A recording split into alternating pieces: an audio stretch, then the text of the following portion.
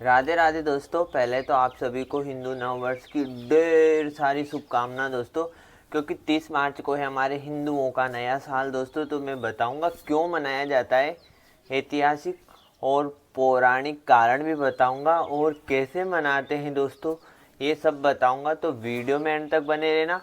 अगर चैनल पर पहली बार हो तो हमारे चैनल को सब्सक्राइब जरूर करना दोस्तों।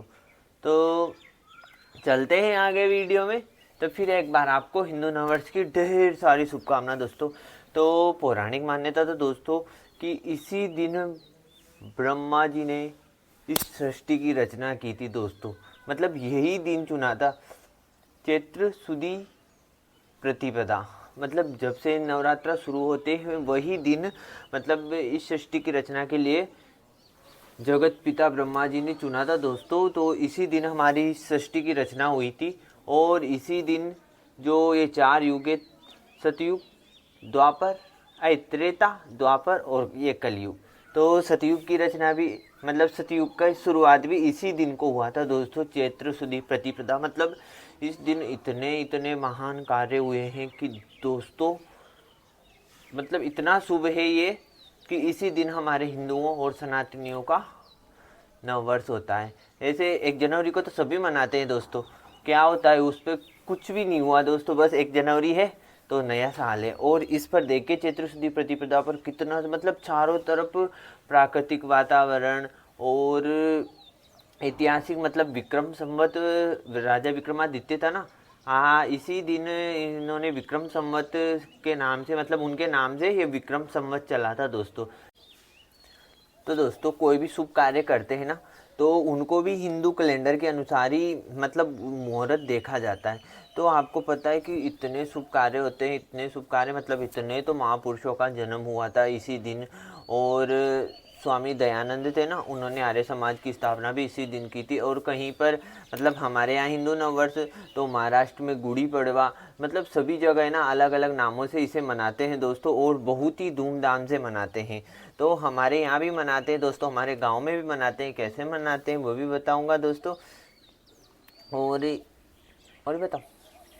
तो दोस्तों आपने देखा होगा कि जैसे ही बसंत आती है, तो अभी ये हिंदू नववर्ष है, तो इस पर आपने देखा होगा सभी पेड़ पौधे नए नए पत्ते आ जाती, कोपले आ जाती दोस्तों। पुराने तो झड़ जाते हैं और नई नई पत्तियाँ, फूल और फल बनने लग जाते हैं। आम पर मंजरियाँ आने लग जाती है दोस्तों।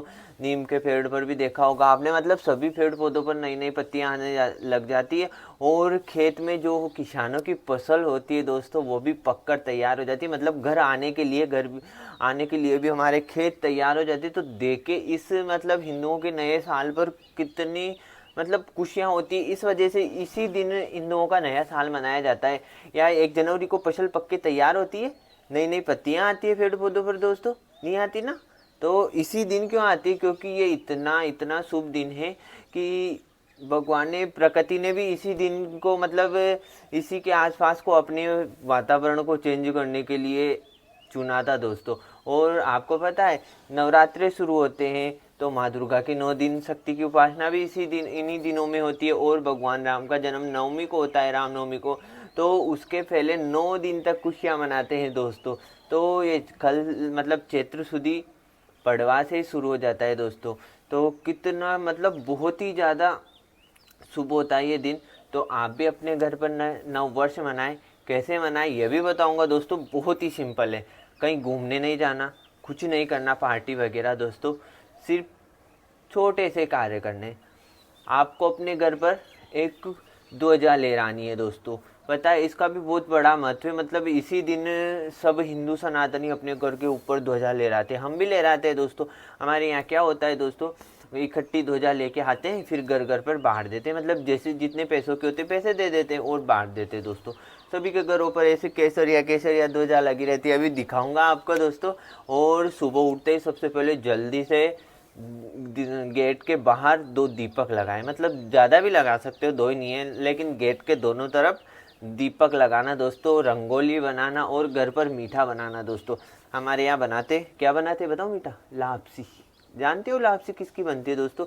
दलिए की बनती है। दलिए की बनाते हैं दोस्तों। मीठा तो बनाना ही पड़ता है। नया साल है हमारे हिंदुओं का, फसल पक के तैयार हो गए दोस्तों। कितने मतलब महान महान कार्य हुए हैं दोस्तों। राजा युधिष्ठिर का राज्य अभिषेक इसी दिन, भगवान राम ने भी अपने राज्य अभिषेक के दिन इसी दिन को चुना था दोस्तों। मतलब भगवान राम ने चुना है तो शुभ तो होगा है ना ये दोस्तों। तो इस वजह से है ना, इसी न चैत्र शुदी प्रतिपदा को हिंदुओं का नव वर्ष मनाया जाता है। तो आप भी अपने घर पर मनाएं। मैंने बताया दोस्तों, ज़्यादा कुछ भी नहीं है। अपने घर पर ध्वजा ले आनी है, दीपक लगाने दोस्तों। शाम को हनुमान चालीसा, मतलब हनुमान जी के मंदिर जा सकते हो तो हनुमान जी के मंदिर, नहीं तो घर पर ही बैठकर हनुमान चालीसा सुंदरकांड का पाठ करो, जिससे आपका नव वर्ष बहुत ही मंगलमय हो दोस्तों।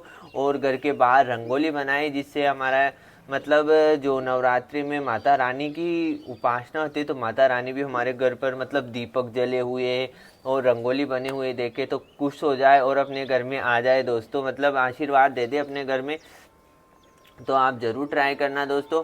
और एक और बताऊं, मेरी दादी और मम्मियाँ होती है ना, तो क्या करते हैं दोस्तों, मतलब इस दिन इतना शुभ होता है कि फिर वह है ना, मतलब अपने हाथों में जो चूड़ा होता है तो वो नया चूड़ा पहनती है इस दिन। मतलब बहुत ही शुभ होता है। तो माताओं को सबको पहनना चाहिए नया चूड़ा। ये मेरी दादी और मम्मी करती है, इस वजह से मैं आपको बता दूं। मतलब पड़वा के दिन शुभ होता है, बहुत ही शुभ होता है। इस वजह से ना सुहाग की चीज़ हाथों में धारण करती है दोस्तों। तो मेरी दादी मम्मी क्या करती है, खुद भी करती है और जो अपने आसपास होते हैं ना उनसे भी बोलते, तो उनको भी करवाती है। तो बहुत ही शुभ होता है। तो आप भी अपने घर पर ज़रूर ट्राई करना और अपने आसपास के लोगों को बताना कैसे हम हिंदू अपना नव वर्ष मनाते हैं। कहीं पार्टी वगैरह नहीं, घूमने वगैरह नहीं जाते दोस्तों।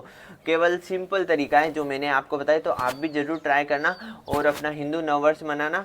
हनुमान जी के मंदिर जाना, हनुमान जी से प्रार्थना करना कि भगवान मेरा नया साल बहुत ही मंगलमय हो, सब तरफ खुशियाँ ही खुशियाँ हो दोस्तों। ऐसे प्रार्थना करना और अच्छे से मनाना, किसी को दुखी मत करना दोस्तों। तो ठीक है, मिलते हैं अगले वीडियो में। राधे राधे। फिर एक बार आप सभी को हिंदू नववर्ष की ढेर सारी शुभकामनाएं दोस्तों। हमारी तरफ तो मतलब सब तरफ सब गाँवों में ना केसर या ध्वजा ही ध्वजा दिखता है। थोड़े दिन तो फिर कलर फेड हो जाता है ध्वजा का। तो अभी तो नया नया लगाएंगे ना, तो सब तरफ ऐसे केसर या ध्वजा ही ध्वजा दिखता है। बहुत ही अच्छा लगता है दोस्तों। और रैलियाँ भी निकलती है, सामूहिक सुंदरकांड, हनुमान चालीसा, ऐसे मतलब बहुत सारे कार्य होते हैं दोस्तों। तो आप भी बताना कमेंट्स करके कि आपके यहाँ भी मनाते हैं, ध्वजा लगाते नहीं लगाते, कैसे मनाते हैं दोस्तों। तो मिलते हैं अगले वीडियो में। राधे राधे, जय श्री कृष्ण।